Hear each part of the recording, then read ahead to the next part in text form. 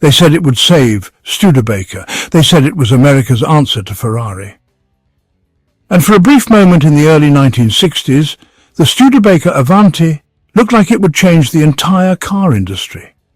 Built in record-breaking time, styled by one of the greatest designers of the 20th century, and fast enough to outrun a Corvette, the Avanti was supposed to be the miracle that pulled Studebaker back from the edge of collapse.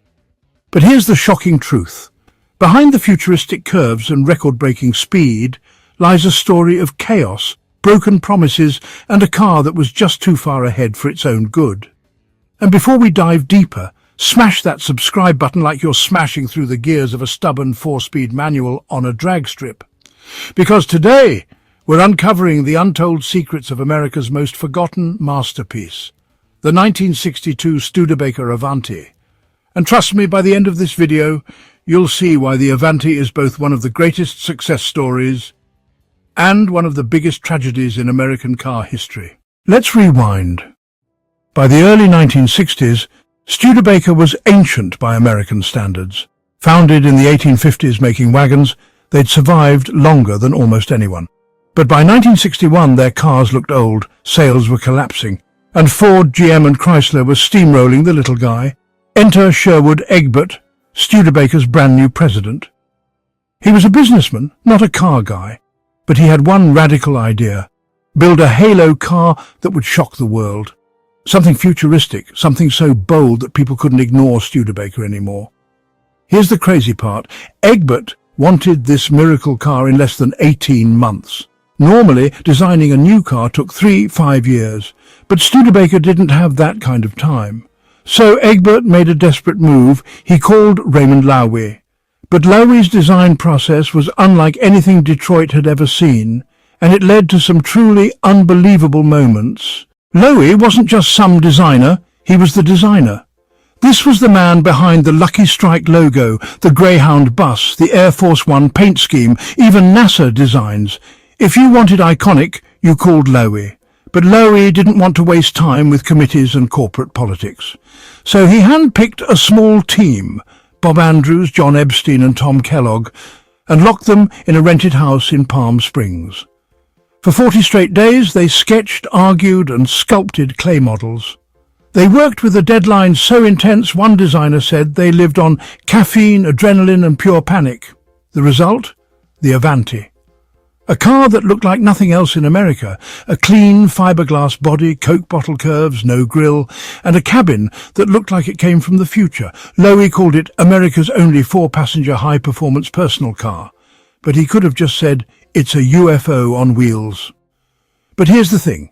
Being futuristic in 1962 was both a blessing and a curse, and that's where the Avanti's story starts to twist. When the Avanti debuted, critics went nuts. The press called it the most exciting American car in years. It was sleek, aerodynamic, even sexy in a world still obsessed with chrome and tail fins. But the public? Not so much. Buyers walked into dealerships and said, what is this thing, and where's the grille? See, in the early 60s, American buyers wanted muscle, flash and familiarity. The Avanti looked too European, too modern, too strange for its time. People literally didn't believe it was a Studebaker. One dealer famously complained, it's like selling a spaceship in a cornfield.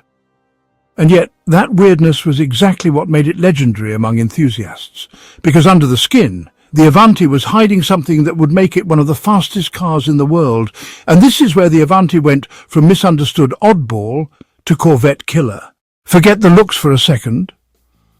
Under the hood, the Avanti packed serious muscle. The base engine was Studebaker's 289 cubic inch V8. Respectable. But the real star? The R2 supercharged V8, delivering 290 horsepower. With that setup, the Avanti could rocket from 0-60 in just over 7 seconds. In 1963, that was insane. Remember, this was the era when most family sedans took 12-15 seconds to do the same. But Studebaker didn't stop there. They handed the car to Andy Granatelli, the wild showman of Paxton superchargers and future IndyCar fame. He took a specially prepared Avanti to the Bonneville salt flats. The result? A record-shattering 168.15 miles per hour, making the Avanti the fastest production car in America at the time, faster than the Corvette, faster than the Mustang would be when it debuted. This should have been the Avanti's mic drop moment. But instead, what came next nearly destroyed everything.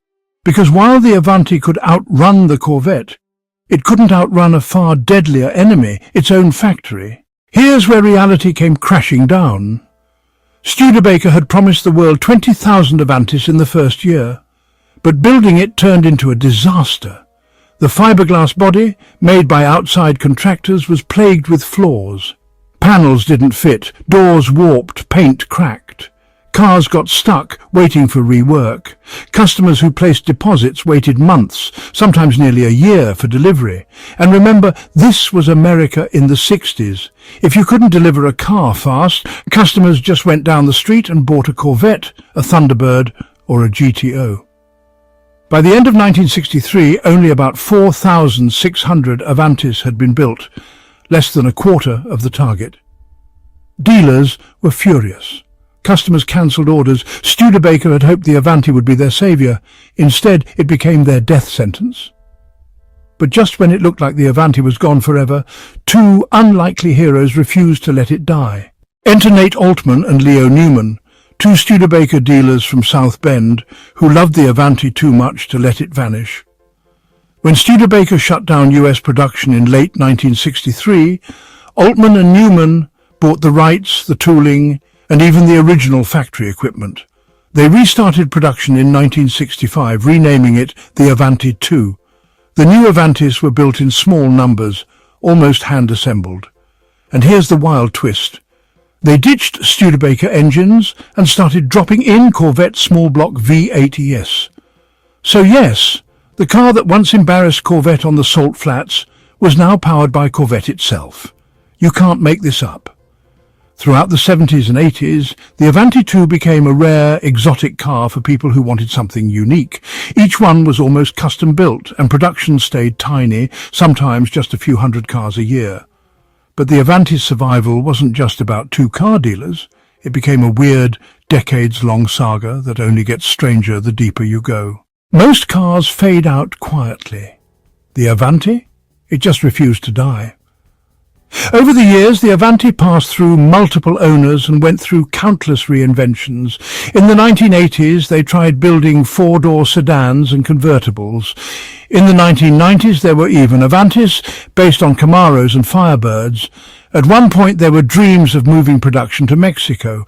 At another, an investor wanted to relaunch the Avanti as an ultra-modern luxury coupe. It seemed like every decade, someone thought they could be the one to bring the Avanti back for good. None of those attempts ever truly stuck, but each one added another chapter to the car's bizarre, resilient story. And that resilience, constantly reinventing, constantly refusing to vanish, might be the strangest legacy of all. So why does the 1962 Avanti still matter today? Because it represents something rare in the car world, pure vision. It was designed in 40 days, built on desperation, and packed with futuristic ideas that Detroit wouldn't fully embrace for another decade. Think about it. Safety features like front disc brakes came standard on the Avanti before the Big Three even thought about them. The aerodynamic body influenced muscle car styling that came later. And the supercharged V8 proved Studebaker wasn't afraid to take on the giants. Car collectors today still hunt Avantis, not because they're perfect, but because they're different. They're reminders of what happens when a company bets everything on innovation. And in the end, maybe the Avanti's greatest achievement wasn't saving Studebaker, it was proving that boldness can outlive failure. The Studebaker Avanti was supposed to save an empire. Instead, it became the car that symbolized its fall.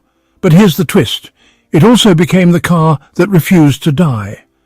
Faster than the Corvette, stranger than anything else on the road, and more resilient than its company, the Avanti is proof that sometimes the most misunderstood cars are the ones that leave the deepest mark.